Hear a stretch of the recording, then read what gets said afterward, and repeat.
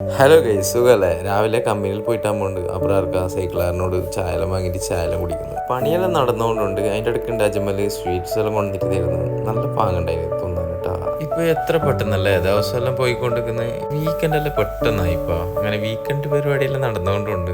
നിസ്കാരമെല്ലാം കഴിഞ്ഞിട്ട് ഓഫീസിലേക്ക് പോയിട്ടാകുമ്പോണ്ട് ഇലയുടെ എല്ലാം കൊണ്ട് തരുന്നുണ്ട്.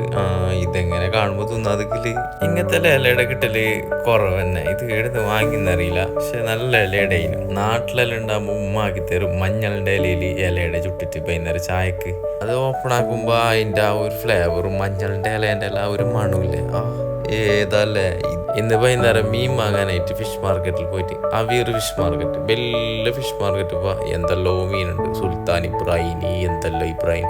എൻ്റെ ഉപ്പാന്റെ പേരാണെങ്കിൽ കുന്നുമ്മൽ ഇബ്രാഹിം. ജീവനോടില്ല മീനും ഉണ്ട്, ജീവില്ലാത്ത മീനും ഉണ്ട്. ഇപ്പൊ അതിൻ്റെ അടുക്ക് കണ്ട് വലിയ ഞണ്ടിനെ, ഇത്ര വലിയ ഞണ്ടിനെ ഞാൻ കണ്ടിട്ടൊന്നുമില്ല. എന്തെന്നത് ഇപ്പുറത്തെ കൂട്ടിലേക്ക് നോക്കുമ്പോൾ കണ്ട് പാമ്പിനെ പോലത്തെ ആരെല്ലാം തോന്നുന്നത്.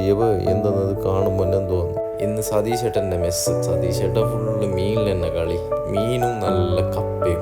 അങ്ങനെ എല്ലാവരും ബട്ടത്തിലിരുന്നിട്ട് തിന്നാൻ തുടങ്ങി. നല്ല മീനിൻ്റെ കറിയും കപ്പയും, നല്ല മുളകിട്ട കറി. അതിന് ചെറിയ എരിവോടെല്ലാം കൂടിയിട്ട് കപ്പയും നല്ല മീനിൻ്റെ പൂളെല്ലാം എടുത്തിട്ട് തിന്നുമുണ്ടല്ല.